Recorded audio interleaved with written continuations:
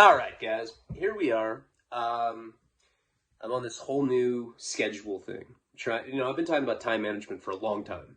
I'm not gonna do some long introduction because I already did a monologue earlier today on Patreon. I'm on this new time schedule right now where it's very simple. I've been talking about time management forever, but I make a list. I'm like, okay, I'm doing this shit in this order today. And that's that. Nothing, I have to accomplish this. Noon, I had a phone call. Now I'm going to make my baseline video for Patreon and YouTube. After that, call the editor, work on the documentary for about an hour, then go to Target, get diapers for Nico. After all that, come back, do one more video for Patreon, then spend time with Karina and Nico until they fall asleep, and then do writing after everybody's asleep and I'm alone. Maybe beat off to porn. But in that order. Because I realized that I suck at time management, A. And 2, I stole that from Home Alone. 2, I don't spend enough time with my family. I had that issue with the breakdown, where I was putting in all this work so I could provide for them, but I wasn't spending any time with Karina, so what was the point? I got back into that mode recently. And I'm now she's pregnant. I'm like, all right, I need to spend more time with them. So I've been doing that. And then on top of all that, I was looking in the mirror today and I was like, I'm obese. I might die from my obesity. I've gained probably 10 pounds, 15 pounds maybe. Out of control. My stomach's huge. I was like, I'm bloated. It's Hep C. And then I was like, wait, what if I'm just fat? And I think I am. Now, my body's very weird, right? I've been 126 pounds. It's deathly ill. I was going to die. I had a shower cap on. They're why are you wearing that? I was like, I'm going to die. I don't know. And then I've been obese. I'm 5'6", and I was 230 when I was on methadone. 230 pounds. I looked like a bowling ball with fucking arms. And I stunk. Just stinky ball rolling around. And then I went to prison and I got buff. I was this buff dude with a small dick. I was like, yeah, what up, fool, bro? Then after that, I got fat again. My chick I was with left me. And then I got in shape again. And then I met her. She's like, you're in shape, I love you. And now I'm shot out again. So I've had all these different body styles. Like I'm playing a video game. Obese. Oh, let's go with the red sweater. Yeah. But what's interesting is switching from, there's different body types. There's ectomorph, mesomorph, endomorph. I'm an endomorph. I put on weight very easily. But I also can lose weight very easily, and I can also put on muscle easily. So, I quit smoking cigarettes, quit smoking weed. I'm sober right now, which is kind of sucks. I've been kind of depressed. It's probably because of the weed, quitting. But now I'm gonna get in shape again because I'm at my best when I'm fit with a small dick. It doesn't take long. And before I broke my hand over the summer, I was getting in shape again. I was getting size on me. I was taking a shitload of supplements. I was getting there. And I was going to make an entire workout series out of it. I plan on doing that again. It's the best time to do it because I'm fat. And it'll be funny because I'll be like, yeah, we're going to get in shape. And people that don't know my channel, but there's over 16,000, almost 17,000 subscribers. I think I don't even know what it is, 16,000, 500 something, I think. People that because with the algorithm, random people are going to see me. They're going to be like, what the fuck? Who's this fat guy? He doesn't know what he's doing. Fuck him. I want to beat that guy. Fuck him. Let's send him a picture of a dead pigeon. Yeah. But it'll be funny because then you'll see me transform, and that will be inspiring because if you're not in shape, believe me, you can get in shape. I went into federal prison obese, kicking methadone, hating life. and I came out buff with a bomb personality. So what? Last issue. I know there's been audio problems recently. I'm recording this. These aren't connected right now. But I tried to do it without headphones on, and I felt weird. I was like, So, hopefully the audio is good. This is just the audio from my phone right now. There's no Bluetooth. This is literally just for decorations, you know. You know how, like, when you have a nice watch, you're like, it doesn't tell time, I'm gonna wear it anyway. I'm fucking balling. It's not like that. It's a terrible analogy. Let's get into the story. So I did a monologue early, and now I can't just go raw dog into a video. Like that. All right, let's get into the story. All right, so where we left off last time. So basically, it's a very strange time in my life. My parents had kicked me out. I was homeless for a while. Again, it was like the 100th time that happened to me. All like by choice, too, by the way. Like, I didn't have to be. Like, there's literally people, like, I'd be like with homeless people, I'd be like, yeah, my parents are rich, but they want me to get off drugs. They're being pretty unreasonable. Why you homeless? Some guy came in and stabbed my entire family with fucking, what are those things called? Ah, I fucked it up. What are those things called that are attached to a gun? That's what I was going to say. But like, people would have stories like, yeah, my whole family got slaughtered, so I got addicted to crystal meth. Now I'm on the street. I had nothing. I was like, yeah, my parents have money, but I'm just a spoiled piece of shit that would rather not get sober and be on the street.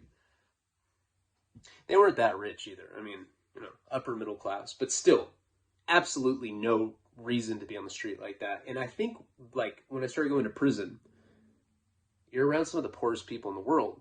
I'm grateful for that experience because I became bilingual with poor and rich people. But I think a lot of people resented me because, like, I didn't choose that life. Like, they're, you know, or I chose the life. Like, a lot of these people were forced into it. But it humbled me significantly and made me a lot more grateful for my upbringing and the resources that my family had.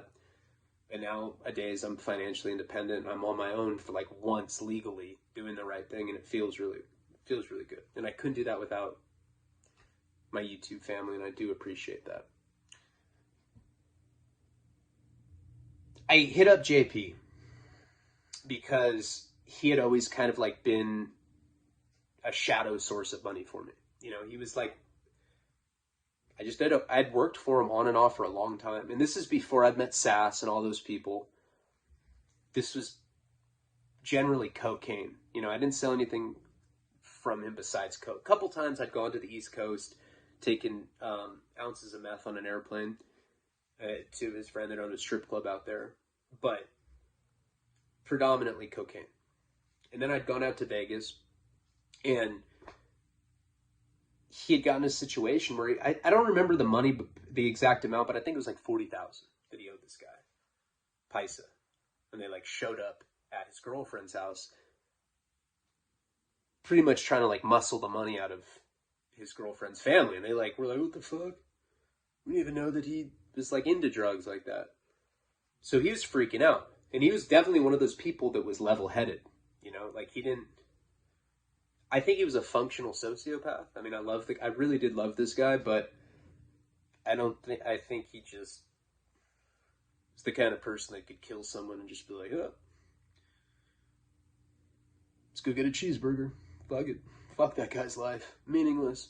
I always kind of got that vibe from him. So we're out in Vegas. He starts having me do like weird, like he gets this key to try to steal TVs from MGM Grand. He's trying to like hustle gay dudes for coke out there. And eventually we end up meeting up with this guy. Now somebody just said on Patreon, they're like, well, Fast Eddie's a real like biker figure from Las Vegas. Definitely not the same person. I made that name up. I cannot remember what the guy's name was, but it was something similar to that. It was like one of those ironic names, like, you know, Violent John, or, you know, Skinny Todd, Always Todd. I don't remember. And it was not Fast Eddie, though, and it's not like a real person. But he was some toothless, methed out Vegas local. Somehow JP knew him. And, they'd run around doing scams before I got there. So, that one night where we had left off last time, we go to this nightclub. The sole intention of stealing purses. We called that fishing. I know there's other uses for that term, but that's what we would call it. And Fast Eddie guy, or whatever the guy's name was, pretty much got us busted. Cops came in there.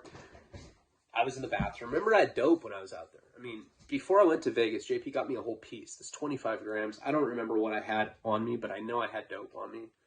And I was going to keister, or at least cheek, the dope that I had. Back then, a lot of times I'd put all my dope in a beanie. I'm a very, very sloppy drug user, which isn't good. Like, in the drug culture, there's a couple things that I've noticed that are frowned upon. Obviously, people like to be very secretive in the drug world. Like, it's not appreciated when people are like, yeah, I've been smoking crack with that fool. There's people like that. I've always kind of been like that. That's like one trait that's not good. I'm just kind of like, I don't care. I'm flagrant about it. It's like, oh, I've been doing identity theft and smoking crack. So what? I'm an addict. Because there's part of me that always thought that it was cool or whatever. And a lot of drug addicts just want to be, and that's for sure the way cooler way to be. Like, just be quiet about stuff. Ironically, though, I never snitched on anyone. Throughout all the fucking times that I've gotten in trouble, I never became an informant for the police. Never testified, nothing like that. But I had an an exterior kind of loudmouth quality to me that I think that, isn't appreciated. Another thing that's not appreciated in the drug world is people that are sloppy. I'm talking about being on drugs themselves, people that are belligerent. Nobody likes heroin addicts that are swaying their heads and headbutting furniture and shit, burning holes in their fucking pants, nodding out. Drunks that are like, oh, come on, you're not gonna hit me. Crackheads that fucking drop down on the floor and they're looking out of the crack under the doorway.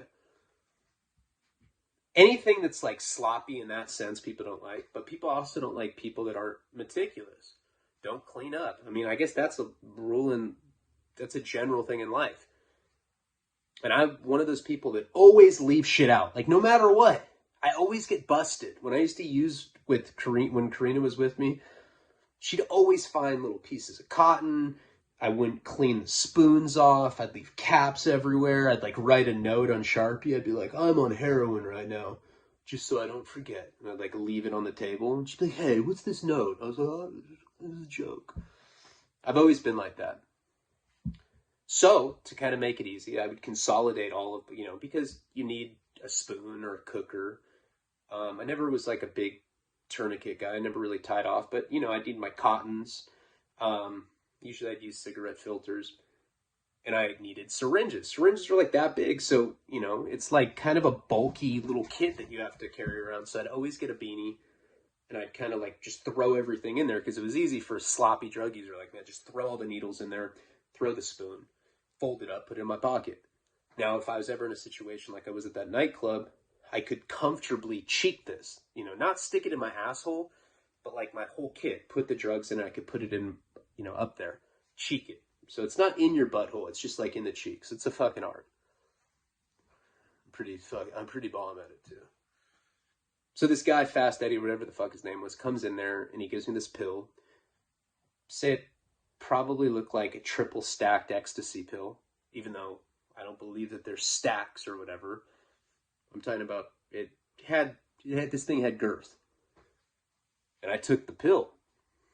So I end up waking up, and sorry for the recap, but, I'm going to try to keep that to a minimal.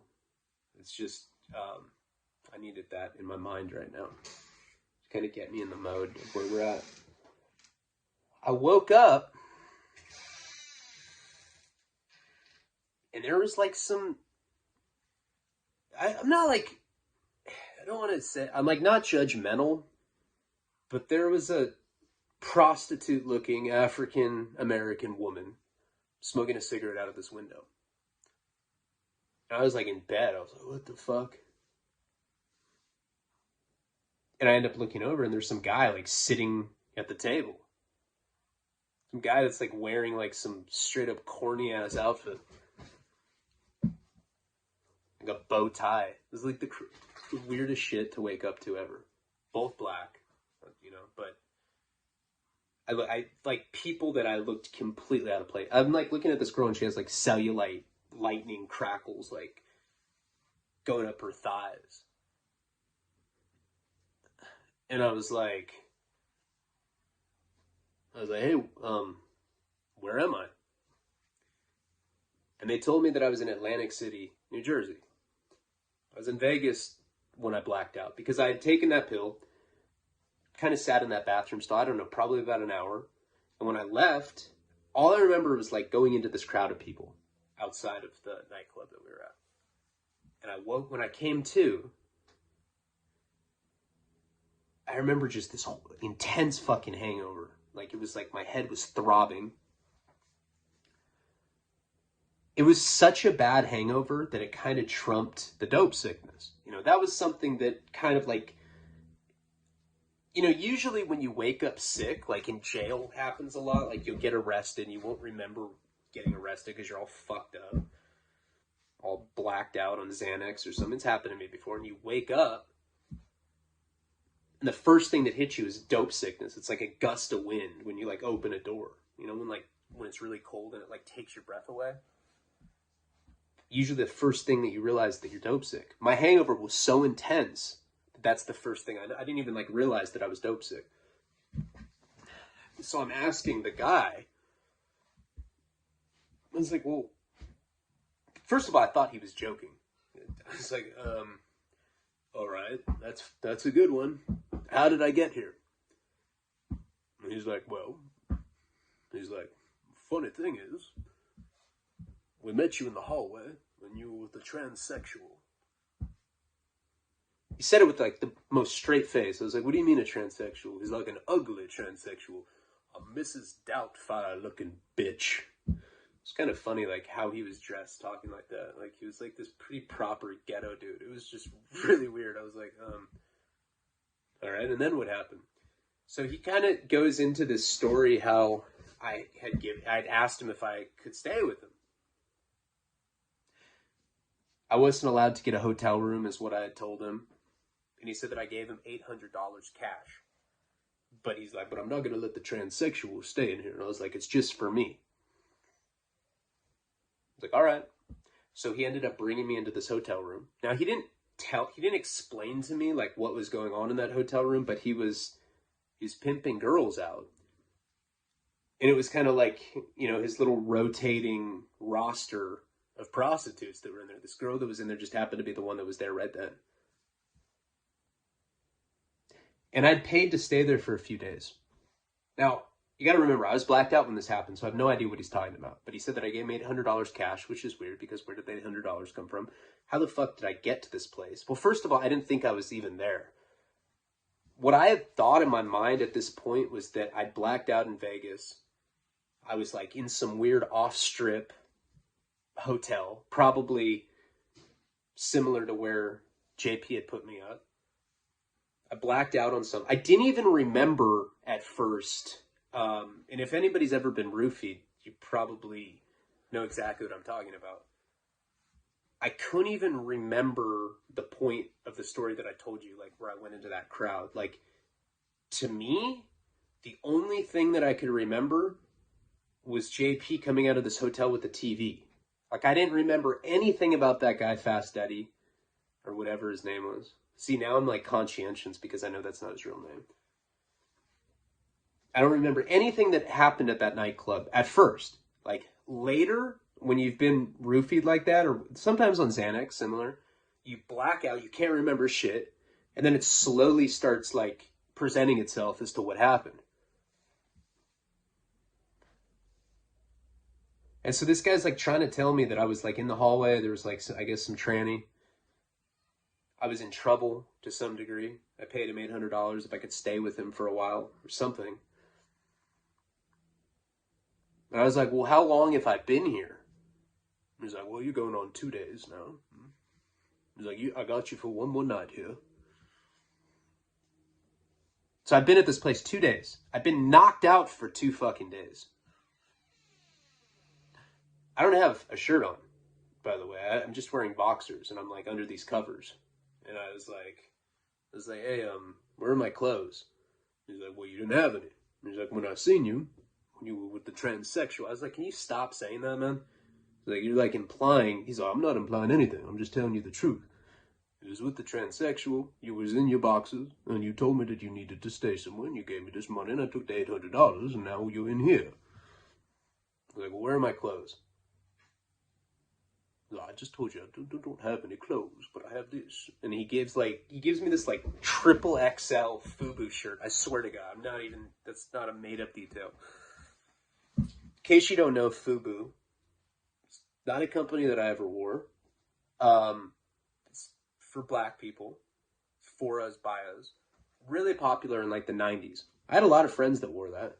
I never had worn that in my life. It wasn't mine. He just like gave it to me. So this shirt, like, kind of, you know how, like, Alvin and the Chipmunks, like, they wear, like, the shirt that's, like, it looked like a hospital gown. And this is the condition that I'm in. I put that on, I remember crawling out of bed and, like, being self-conscious of these people because how would you feel if you woke up in your boxers and there's, like, some dude in a fucking bow tie and then there's a prostitute just chilling out the window like that. Very large one, too. And he's telling you all these things. So I get this on. And I was like, hey, do you have my dope? No. We don't do no drugs. I already told you. I was like, so did I have them when I got here? He's like, no. I was like, okay, well, I need to get some. He's like, well, you're not doing them in here. Took me a minute to like really kind of process what was going on, but I was like, all right, well, I'll be back. Okay. I got up and I left. I looked at the hotel number. I forget what it was. It was like 400 something, whatever it was. It was like mid-floor. It's like pretty big hotel. And I'm walking down the hallway and I'm wearing this like big ass shirt. I looked absurd.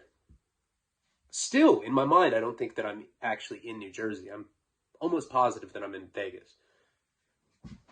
I just thought that, and I didn't believe that story at all because I didn't have any money. It made no fucking sense. And how would I get here to begin with? So I end up leaving this hotel. I get in this. No, actually, I ended up taking the stairs down. I remember that. So it's like at hotels, there's always like these staircase. And I went all the way down it and I pushed like the emergency exit door, whatever. No alarm went off or anything. And I was just out in this pretty ghetto area of Atlantic City, New Jersey. I knew right away that it was not Las Vegas. Just the architecture. Like the East Coast is just so much different. And I remember like going outside actually, and I'm wearing this like big ass baggy. I have no pants on either. I had shoes, but I had no pants on. I remember just like pretty much panicking because I had no idea what I was going to do. I had no cell phone. I had no money. Even if I had a fucking phone, I don't know what I was going to do with it. So I'm just like walking around this area. I don't know what the area is called, but it was pretty populated. I don't know, some like commercial strip, with lots of lights. Almost looked like Vegas. And I remember people were looking at me. Now, this was in 2000. This would have been in like 06. Back then there were still payphones. Whatever year it was like 05 or 06. And so that's my plan. Like, I'm going to go to a payphone and I'm going to call my dad. Like, even in the condition that I was in, I knew that I couldn't I knew I wasn't going to be able to go up to someone and like use their cell phone or whatever. So anyway, make a long story short, I don't know. I walk through this area. I end up finding a gas station. I go and I get a payphone and I call my dad. I hadn't talked to my dad. I don't know. It hadn't been that long. It was like a couple weeks. The last time I talked to him, he told me that I needed to come up with $500 for that girl that I'd burned when I was in Albuquerque, or he wasn't going to let me go. He wasn't going to let me back in the house. So I already knew that. But I was in a pretty odd situation, so I figured that he'd probably help me. So I ended up calling him collect. Back then you could do that. You could like call 1-800, call ATT. I did this all the time. I did it when I was in Florida, all the time. They'd put you through to him and he could either accept the collect call charges or not. So I called my dad, and I remember like as I was walking to that gas station, people were giving me the weirdest looks. I looked like a straight up creep. I looked like some like rabid sex offender that had just like escaped from some institution, and I was just looking for a corpse to butt fuck or something. Nico's right there. Well, let me shut this door.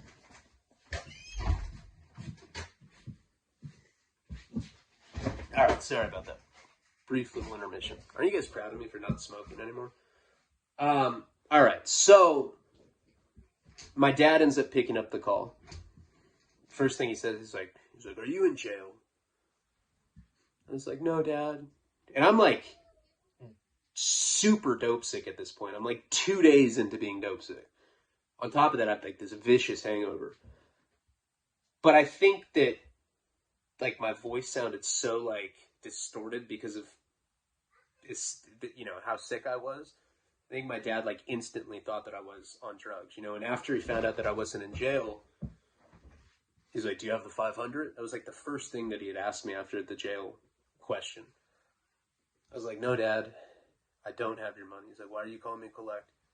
I was like, "All right, just listen to me." He's like, he's like, "I can hear something different in your voice." He's like, "You're on drugs." And he hangs up on me. Like, at that point, I'm pretty sure that he was already in Al-Anon. I know I joke about that a lot. But when he started going to Al-Anon, that's when he started going when I was in Florida. Like, right after I'd overdosed. It wasn't the first time that I'd overdosed, but I think it might have been the first time that he knew that I OD'd. He talks about that in the documentary. And he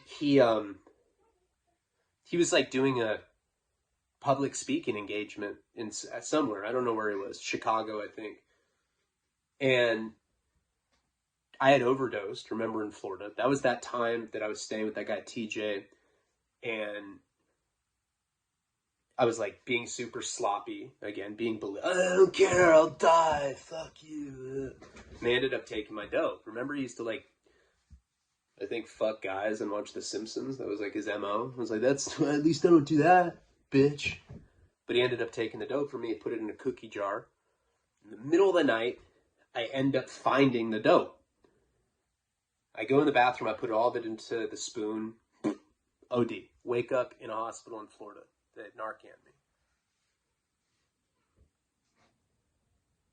After that point, remember, TJ had brought me to this rehab that I'd like left with other girls like a bunch of different times. They wouldn't let me back in, so I had to call my dad and pretty much like explain to him like, "Hey, like I just overdosed, like I need treatment." I think that's why I told him. And that freaked him out to the point where he started going to Al-Anon. From that point forward, so that was the Mike Virgin thing, the whole Florida thing had probably happened like, I don't know, maybe a year or two before that. So there, right from that point, there was like a noticeable shift in like the way that he dealt with me. Before Al-Anon, I could like guilt trip him into giving me money in situations like this. I'd call him from like New York. He'd be like, "I took Mom's credit card. I flew out to New York to see Kate. Come on, please give me a ticket to come home." And he would do it. But when he started going to Al-Anon, he started being around other dope fiends' parents. And they'd be like, "Oh, the old, I stole the credit card and went to New York thing. Fuck that. My son Bobby does that. He's a bitch. You're enabling him. Stop doing that. Get better." don't be bitter, like weird ass little like, you know, adages and stuff that they had in I don't know what is going on, but Nico's right there. It's really distracting me. Hold on.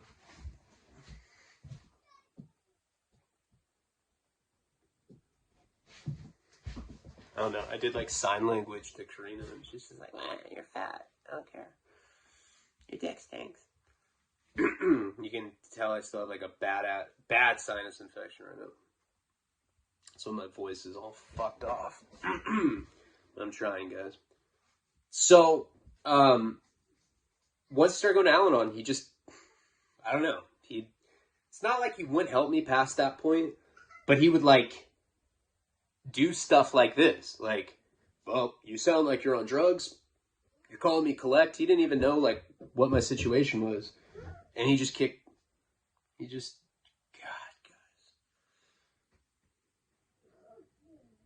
She's just like letting him chill like outside that door. It's really distracting me. I'm sorry. I don't usually do videos in the day when like Nico's running around like this. So he hung up on me, right? And like in my mind, I'm like, all right, my dad, ever since he'd been going to Al-Anon, like he'd do stuff like that, but eventually he'd come around and like help me out. I always was like, hey, he's got my back, whatever. But in that particular situation, I was dope sick. I was wearing this like triple XL t-shirt that like went down to my fucking ankles. All right, guys, I gotta save him. Baby, please get him.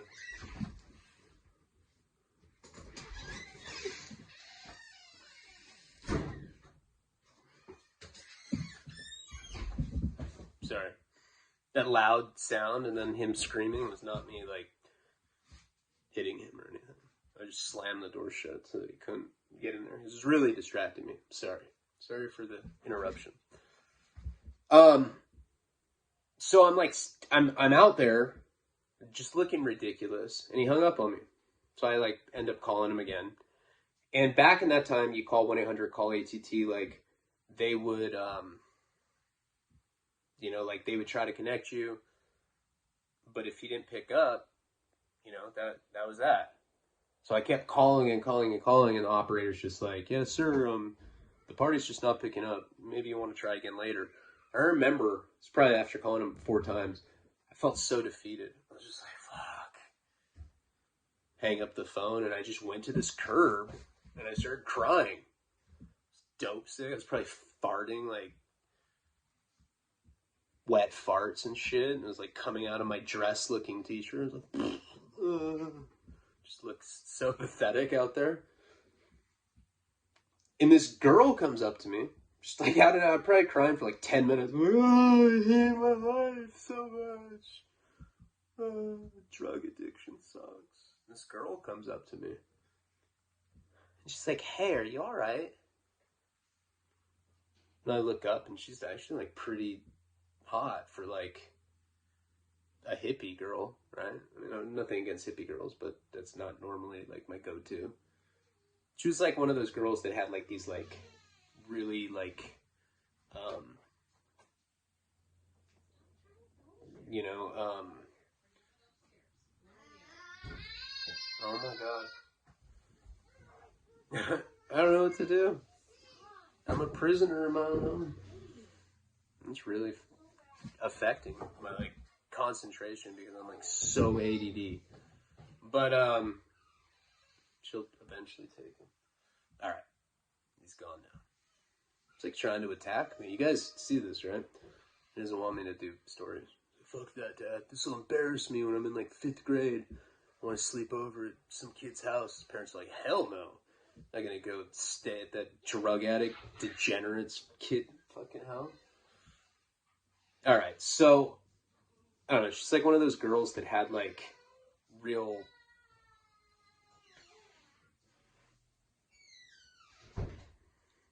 like hippie, like long like earrings, like, I don't know. I don't even know how to describe her. She just looked hippie-ish. Let's just leave it at that.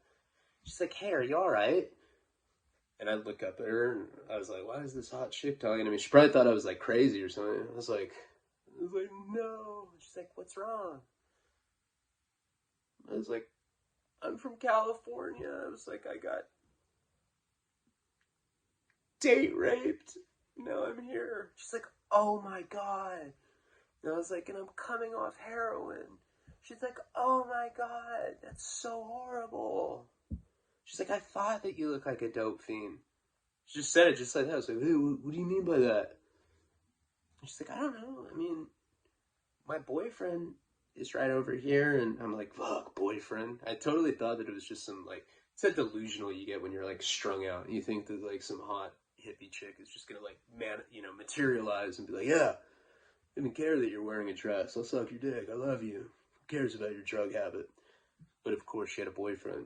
And this is the irony. So she had this boyfriend. They, like, had an RV. They were from, I believe, Colorado, something like that. They were, like, traveling. They just happened to be in Atlantic City. They saw me on the curb with this dress on. That's how I describe this t-shirt. And they thought that I could hook them up with drugs, you know? And that's what she told me. She's like, well, I mean, we noticed you, you know, we're strung out ourselves. And we just thought that maybe you had something. I was like, is it because of my dress? She's like, yeah. And I just like started crying. I was like, oh my God. I was just so frustrating. Like I had this like little like glimmer of hope for a second, and then it was that. She's like, well, let me see if like, you know, we can help you out. Maybe my boyfriend will understand or be sympathetic to your situation. Just give me a second. I was like, all right. I looked absurd. I looked like a mental patient. Looked so weird. So she goes and like, their RV's like, you know, parked at some gas pump or whatever. She goes and she's talking to him. I'm like looking. I can't really see him that well, but like from where I'm at, you can kind of see that. Yeah, I mean, you can see she's talking to somebody in the RV. I was like thinking in my mind, I was like, oh, these people are definitely just gonna ditch me. Like, what guy is cool with like letting another homeless junkie that has no dope, no money, no resources tag along when they're in like the same situation? So I thought for sure she was gonna run away. That's not what happened though. She ends up coming back and she's like, you can come with us. She's like, we don't know the city either. So I like some light bulb goes off in my head, you know, like I don't know why I thought of this, and admittedly this is kind of like stalkerish and creepy, but I started thinking about Kate, you know, and I was like, I don't know why, but I just thought, first of all, I hadn't been on the East Coast since she broke up with me. You know, I'd been to New Mexico. I'd been to Florida. Been to New Mexico. So I had been to Florida. But I hadn't been that close to her. I was like, this is, you know, New Jersey's not that far from Massachusetts. So I was like, maybe I can present myself, like, maybe I can say that I used to live in Massachusetts, in Worcester, and they can drive me out there. I do know that area well. Like, I can get dope there. And then it, like, gives me a reason to be in that area, and then I can hit her up. And even though I look like shit, maybe she'll take me back. And that was, like, my whole, like, logic behind it. So I'm, like, telling her that, you know? I was like, hey, like, if you can get me to Worcester, Massachusetts, like, I got, like, really good connections there. We don't even have to pay for it. They'll just give it to us, and they'll give us money. They'll give us money to do jobs. I don't know. Whatever I said, but I sold it to her. So I end up going with them, meet her boyfriend. Her boyfriend was like pretty much like an emo kid before that was a thing. He was just this depressed, skinny kid, and his girlfriend was pretty hot. I meet him, but what I noticed right away is that he wasn't a tough guy. You know, he was like, the clouds are so black, feels like my heart. You know, it's like one of those kind of guys. It's kind of like hanging out with Bob Dylan, if Bob Dylan was like a skinny junkie with no talent. That's pretty much what this guy was like. So, they have dope. They don't tell me that right away. Like, probably should have put like the logic together because they weren't sick. And they were like telling me that they were like trying to find dope. I'm just kind of like looking at them. They weren't sick. They were like in totally like normal condition. So we start kind of like driving around looking for places to cop, and like I said, this guy was like not that tough. So I was like, hey man, like I don't have any money, I don't have any resources, but I'll go out and I'll take all the risk. I'll try to find us the connections and everything. He's like, oh yeah, all right. You're a good guy. I was like, yeah, thanks. We've known each other 5 minutes. I fucking love the drug world. I'm totally trustworthy. So this was like one of those old RVs, like not one of the modern ones, but this is like one of those old ones that, it's like pretty shot out. It's just, there's not like amenities. There's not like some jacuzzi and bathtub and shit in it like some of these newer ones have. It's like an old one, old school RV. And the girl's like, hey, I don't remember these people's names either. It's just random people that I came across throughout my journey, and she's like, hey, why don't we let him change? Because I start telling him like the entire story. And you know how I am. Like I go on I'm like, well, let me start from the beginning. I like tell him that I'm like virgin and shit. I'm like telling him my entire life. And I tell him like up to the point that we got. And I was like, yeah, I woke up with this like pimp and this like fat hooker chick. And they were telling me that I was with a transsexual girl that looked like Miss Doubtfire. And then I gave him $800. So like, the girl's like, oh my God, that's wild. She had a personality. The guy's like, that reminds me of the time I got molested. I was like, God, dude, like, jeez. Are you all right, bro? I was like trying to rub his shoulder. He's like, oh, I don't like being touched. I was like, all right. He was really like, not to make light of that. I never think that's funny, but I'm just saying he was one of those kind of guys, So he ended up letting me like wear his clothes and shit. They had like extra clothes. Now the thing is this couple was like pretty legitimately homeless. I remember putting on his clothes, getting out of that long ass FUBU fucking dress that I was in. And like the stuff that he wore was like Dickies and white shirt, but it stunk. Like they were legitimately like homeless on the East Coast just with this RV, but like they weren't showering or anything. I just remember how bad it stunk. Probably because I was dope sick. So we like keep driving around and finally we like get to this spot that looks just like a horrible area. There's like homeless people with like shopping carts. I was like, hey, this looks like a good spot. He's like, okay. He's like, hey man, like I'm gonna park. I don't want you to take it personally or nothing, but I don't want to give you any money. Just go try to find the connection and just bring him to me. I was like, all right. She's like, yeah, that would be super cool. Again, I'm not even putting it together that these people are not sick. I'm like, I'm not thinking about that. I'm so sick myself, I don't even care. So I end up going out. It's like the summer, I want to say. Or maybe like September, something like that. But I remember it being pretty cold, regardless of what time of year it was. It was pretty fucking cold, And I go out to this area, no idea. I guess it kind of looked like projects or whatever. And I'm out in the cold. It's getting later at this point. So it's getting colder. And I'm like going up to people trying to score. Couple people that I find, a couple like Puerto Rican dudes. That's who I'm going after. Like, yeah, I got something. What do you want? Like, yeah, let me get a bundle. Oh, okay. How much money do you have? I was like, well, hey, this is the thing. I don't have the money. This homeless couple that lives in an RV does. This is the thing. I need to bring you to them. And this is like way too much. People aren't trying to hear like junky ass stories like that. So nobody would come with me. So like a good hour goes by of like me getting denied. I go up to them a couple times. I'm like, hey man, like, you either need to come with me or you need to give me the money because I can't bring people to you. Like, nobody's going to do that. He's like, no, I just, I really like what you said. You earn your keep with us. You take the risk. It meant something to me. I was like, God, dude, what the fucking weirdo, man. Go back out. Probably all in all, like an hour and a half goes by. Seriously, like, and I'm getting increasingly more sick. Like, I'm so sick at this point, wearing this And I remember like the stench of this guy, or like the clothes that I was wearing, like smelled so bad. It was making me nauseous. Finally, I couldn't do it. I couldn't find anybody. So I like go back after about an hour and a half all together of like me going there, going back. And I'm like, dude, I'm so sick. Tears are coming out. I was like, I'm so fucking sick. I can't do this anymore, dude.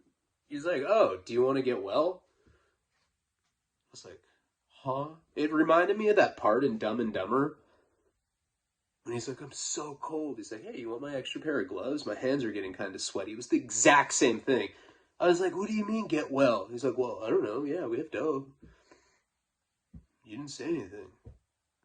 He was still being all emo. He's like, yeah. He's like, I don't know. It's just, I thought you knew. Of course we have drugs, of course. Girl's like, yeah, I'm sorry. It's not my call. It's his. I'm like, we don't have that much. I was like, dude, give me a rinse. Like, give me a cotton. I don't even give a... I'm so sick right now. It doesn't matter. Remember, I'd been like doing black tar out in California. So they end up taking out like the bag that they have or whatever. It's like that big. It's like some fat fucking chunk of China White. I was like, I remember I was so sick that I didn't even care. I was like, I just like saw it. I was like, oh my God, I cannot believe these people have had dope this whole time. So he ends up making me up a shot, He's like, hey, I hate to be the one to say it, but we don't have any clean needles. I was like, I don't give a fuck. I don't care. I don't even care what you have, bro. Just give me it. Grab it from him all suddenly. He's like, oh, this guy's hardcore, just weirdo guy. So I do a shot. I forget how much or whatever, but like he made me up one. Just came to life. It was like bad batteries being changed out. I was like, it was like I became Superman. I was like, hey man, check it out. I got all like prisoned out. I was like, check it out. I've never been to prison, but I was like learned shit like that in jail. I was like, all right, bro, check it out. I'm gonna go get us something. Fuck, I don't even care. I'll do it without money. I'll suck the guy's dick if I have to. I don't care. I like left. I swear to God, being well, going back into this like slummy area with like all these like homeless people, legitimately East Coast homeless people, like with like hands over like a burning fucking trash can. I was able to talk a guy into coming up and meeting him. I met some like little wiry fucking Puerto Rican dude. It was like the first guy I talked to too. Made such a difference because when I'm loaded like that, I have the gift of gab. So I bring this guy back and he ends up, they end up buying dope. I forget what it was, but it was like a decent amount. They already had dope. They just didn't want to run out of it. They were exactly the opposite of what I was talking about earlier. They were like meticulous, strategic junkies, pragmatic, made sure that they didn't go sick. So after that point, they let me tag along. It was really weird. Like I was like, this is the most random shit ever. I guess looking back in retrospect though, the condition that I looked at that time, I'm sitting there with like this extra large shirt, crying, like hunched over a curb. Of course I look like a junkie. Doesn't surprise me that I attracted other junkies like that. They were trying to get dope. And then once I was able to score in that like weird area, wherever we were, somewhere in Jersey, somewhere like outside of Atlantic City at that point, I think that maybe the guy looked at me having some sort of value to them at that point because I was willing to like go out and score. Plus, it's like his girlfriend was like really good looking. It's like as soon as I got loaded, I was like, hey, I'm Ryan. How are you? Like I got all like suave with her. And she's like, yeah, I'm so-and-so, whatever her name was.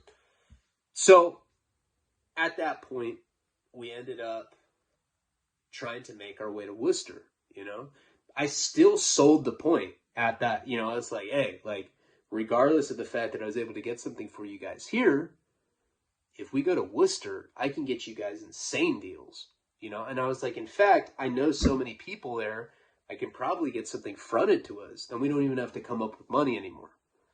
Now, I didn't realize at that time that the girl that he was with was a prostitute. I mean, it was his girlfriend, but he was pimping her out. That's how they were getting their money. So he was like all gung-ho about it. And I was like, yeah, man. Let's go to Worcester. Oh, sounds cool. I was like, it's cooler than cool, bro. He's like, all right. This girl was like super friendly in her hippie garb or whatever. So that night, we drove somewhere out, I don't know, we probably drove for like an hour or so. And I remember we pulled up to this, it's like a lake area. There's some sort of body of water. I'm not really sure. Those of you that know New Jersey probably know what I'm talking about. It's like an hour or so out of Atlantic City, maybe a little bit more, because when we had scored, it was a little bit out of there. And we pulled up to this body of water. There was like a parking lot. We slept. They slept in the back. And I was like, yeah, I'll just pass out in the driver's seat. All good. And I was able to actually get like a night of sleep. I'll wake up the next morning. I remember waking up the next morning after that. And I was like hungover as shit the day before that. But once I got high on the dope, I didn't really care about that. I was like, whatever, I can deal with a headache and feeling hungover. But I remember the day that I woke up, I was like in this driver's seat and, the sun was hitting me, and I woke up and I had no idea where I was. No idea. I like looked around. I was in some RV. I was like, what the fuck? And then I saw the girl and I remembered. I was like, oh, wow, random. I was dope sick and shit. They got me well. So now this couple's like getting me well, keeping my habit going. I'm not really sure why. Girl's super friendly. I didn't realize what her deal was yet. But again, I've run into a situation like this like a million times. I felt like I won like some sort of junkie lottery. I had no idea how problematic these people were, or like how horrible of a situation they would put me in. All I knew in my mind is that I wanted to get to Worcester. Get to Worcester. I did know people there. I could probably make some stuff happen with dope, get them a good deal. And then try to find Kate again. On some like straight up psycho shit. Show up there in an RV with a prostitute and her emo boyfriend. I didn't know she was a prostitute yet, though. So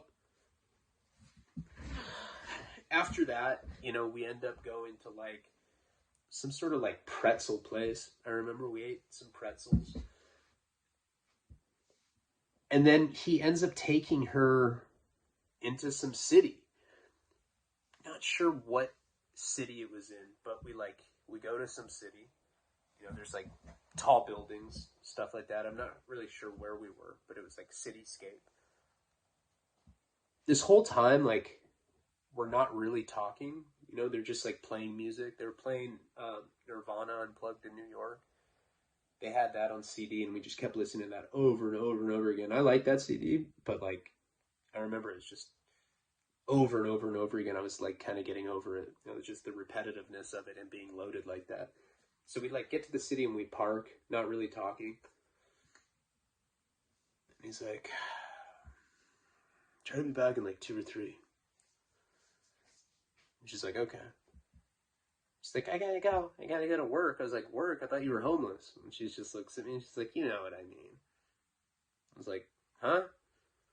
At that point, like, yes, now I'm like in my mid-30s, and honestly, like, most of the guys that I grew up with doing heroin with have been to prison or are dead or got sober. Very few got sober. Most are dead or have at least done prison terms. 99.9% of the women that I grew up doing heroin with are prostitutes now. Maybe they don't like outright say it, like not the street walking type, but they're doing escorting off back pages. And like, I started noticing that as I got older. I didn't know that then. And I'd been around it some, certainly like when I was in Florida, that was like my first real exposure to it. But I didn't put that together with this girl, So she just like walks into the city from this RV. We're like parked in some parking lot. There's like big skyscrapers. Not really sure where it was, but it doesn't really matter. So she's like leaves. And now I'm alone with this guy. And he's just sitting in the, like I'm sitting in the passenger seat. And he's sitting in the driver's seat. We're parked. And he's just like looking forward. It was the weirdest dude like ever. Like you could tell that once she left, he was completely uncomfortable by me. I swear like 30 minutes goes by and he's just like holding the steering wheel and looking forward. And I was like, hey man, do you want to have a conversation? He's like, no. I was like, oh, okay. So I kept sitting there. And finally he's like, my wife's a prostitute. And I didn't know. I was like, huh? He's like, yeah. I was like, and how do you respond to something like that? I was like, how does that make you feel? He's like, bad. I was like, yeah, it would make me feel bad too. Now my like conversation style is like much faster, right? So I started asking him a million questions. I'm like, did she do anal? He's like, look, man, I don't really want to talk about it, but let me like tell you how it all happened. So it was really weird. It was like some confessional, and this guy was like breaking down, talking to me about it. He starts like telling me this whole story, and I'm almost positive they were from Colorado, and they were high school sweethearts. Like they'd been together. They were probably I want to say I was like 21 at the time. They were probably late 27, 28, something like that. He was, again, like a skinny, kind of weird-looking junkie guy. And she's good looking. It's just her aesthetic was kind of like earthy, if that makes sense. It's like the best way I can describe it. And he said that they were high school sweethearts and that they were totally like not into drugs. He's like, we didn't smoke weed. I think they were like religious or something, like Christian. Said they were like goodies in high school. And he said that after they got out of high school, they were gonna go to college after that. And they were like gonna go to the same school or whatever. Her parents, this girl's parents, the one that was the prostitute, died in a car accident. Like they were about to go to, they were like, maybe they'd already gone or whatever, but they planned on, they were like the kind of couple that got together in high school and were planning on like staying together in college. They were just going to go to the same college. They planned on like being together, you know? They may have even gotten married at that point. But just randomly, he said right after they got out of high school, like right in the beginning of it, like of college or whatever, or like maybe they were about to go, her parents were driving and like a big semi truck swerved and hit them dead on and killed them both. And he said that she pretty much fell into like a catatonic depression at that point. Said that she just wasn't the same person anymore. And they had gotten her parents' house. He said it happened like really quickly.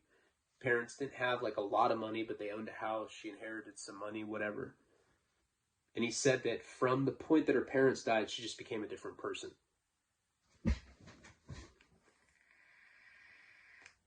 She started getting like he said, like almost catatonic, like she wouldn't talk anymore or whatever. And he said that it was really hard to deal with her depression. Like he couldn't, like their relationship was just, he said like fucked. Like before that, like she liked to like go out and do stuff, like dancing. She's really into horseback riding, he was telling me. And like, he's telling me this whole thing in like his weird, like, yeah. And then she rode horses.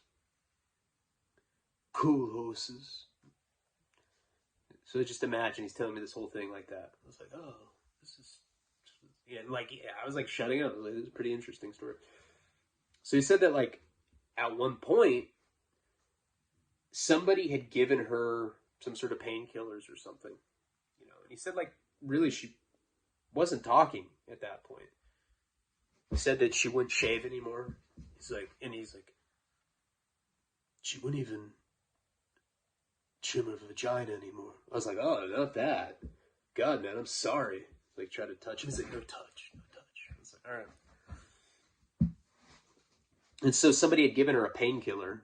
I don't even know. It might have been because of something like physical, like somebody like gave her like a Percocet or something. And he said that it just completely brought her back to life, like one painkiller, like instantly, like fixed the neurodepression that she had or whatever.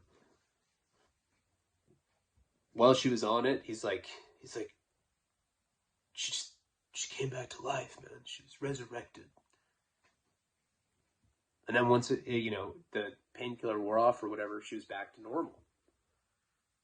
So he said that he started trying to buy painkillers for her because like he missed his chick so much. I think maybe at that point they got married. It might have been before that, whatever. They were legally married. And I guess like through that, he met somebody that did heroin, but he never wanted her to do that. He didn't do any of this stuff. Like he was just getting her drugs in the beginning. And I guess she got strung out on painkillers. And then one day, some guy came over that I guess was giving her the opiate pills. And he's like, I just have this. And he had heroin. And he shot her up with it. And like, I guess this guy was cool with it because he said that like off of opiates, she wasn't functional. Like it made her functional, ironically enough. So after she got shot up with heroin for the first time, I guess she got really, really, really strung out. Which tends to happen when you try heroin, especially if you're a depressed person. And he's like, and you know it was really wild. Now, I felt like I didn't even know her anymore. She was a completely different person. So I decided to become a heroin addict too.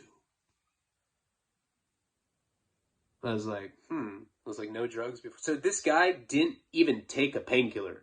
Like, you gotta understand this. This story's telling me. He said that, like, she was shooting heroin at this point. He had some guy coming over and shooting her up with heroin. He felt so, like he didn't know her anymore. That, like, one day he's like, do it to me, too. And he had never done any other drugs. Like, he just went from, like, no drug use ever to literally shooting heroin. I was like, God, this is a fascinating story. I was like, well, hold on, time out. And I don't mean to be insensitive. But how did she become a prostitute from you guys owning a house and getting an inheritance to now you're in a fucking RV and she's prostituting in some major city that I don't even know the name of? And he just told me that slowly but surely, they lost everything. They lost the house. Got a loan against it, spent all that. Neither of them were working. They just became like these like hardcore junkies. And he said that somewhere in that time, somebody turned her on to being an escort, and she had been one ever since. And like at the end, they were so resourceless that they bought this RV because I guess, and I guess people in the hometown had like learned that she was a hooker now. Like everybody was judging her. So now they just got this RV. It was like the last bit of resource they had, and they traveled across the country shooting heroin and her being a hooker. I was like, yeah, but how did you get so weird? He's like, oh, I've been through hell, man. So that was like their situation. I was like, wow, that's a horrible story. Jesus. So we're like just kind of in this RV. She ends up coming back eventually. It was like, a couple hours later. She made like $100. And I was like, and she's all friendly. I was like, hey. I was like, damn, the guy only paid you $100? She's like, guy? She's like, this was like 4 guys. I was like, what do you charge? She's like, not enough.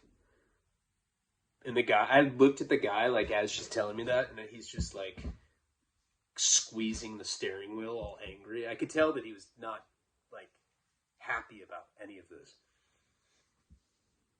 And so this is what their thing was. It was like their life. I was like, God, what a horrible existence. And she's like, I don't mind it. I think it's kind of fun. I meet all sorts of interesting people. The guy's like, So that night we end up like finding another place, sleep, same shit as before. Nothing weird or sexual happens between me and the girl yet.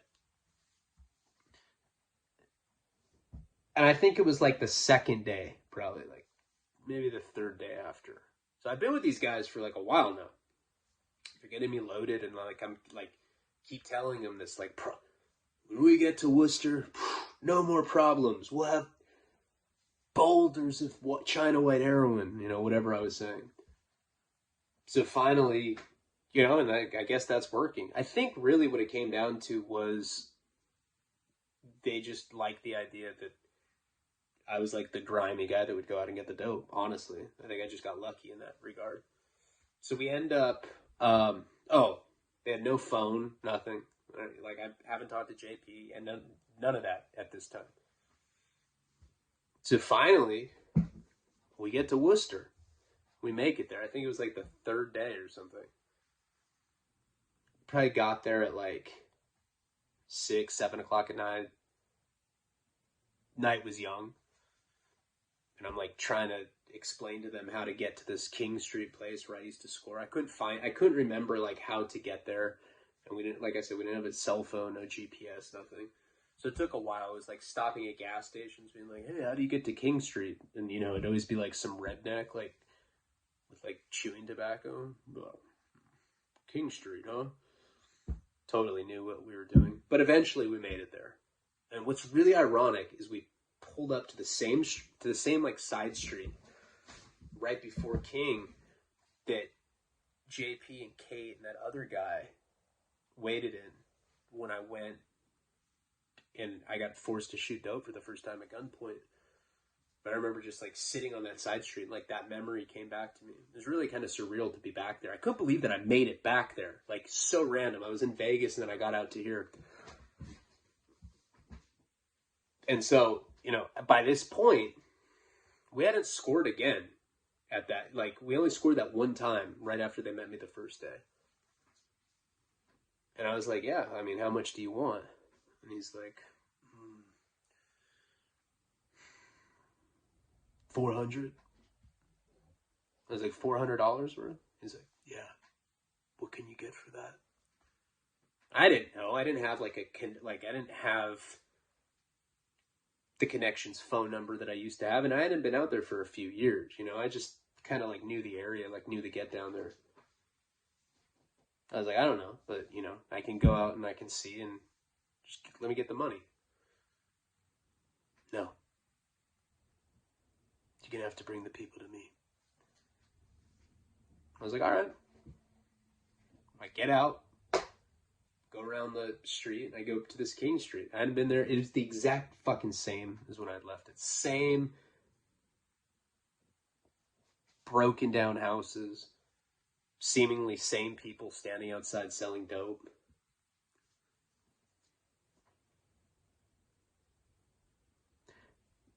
And we will get into... I was going to leave it on a cliffhanger, but I don't want to do that to you guys. I could have broken the story up a little sooner, but I felt bad because there was distractions. But I think this is a good point to stop.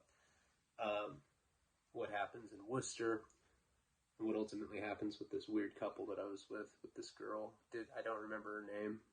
For some reason, this particular part of my life, it's hard to remember certain details like that, like names. I don't remember what that guy's name was in Vegas either. But it doesn't matter. It's probably because these people were not in my life for that long. That's where we'll end this video. I was on King Street trying to find somebody to sell us $400 worth of dope. I appreciate you guys. Please like, comment, subscribe. Check out patreon.com/RyanLeone. I had coming off my sinus infection. Throat's a little sore right now. That also might be attributed to vaping now, not smoking. But I do appreciate you guys. We'll see you soon. Palabra.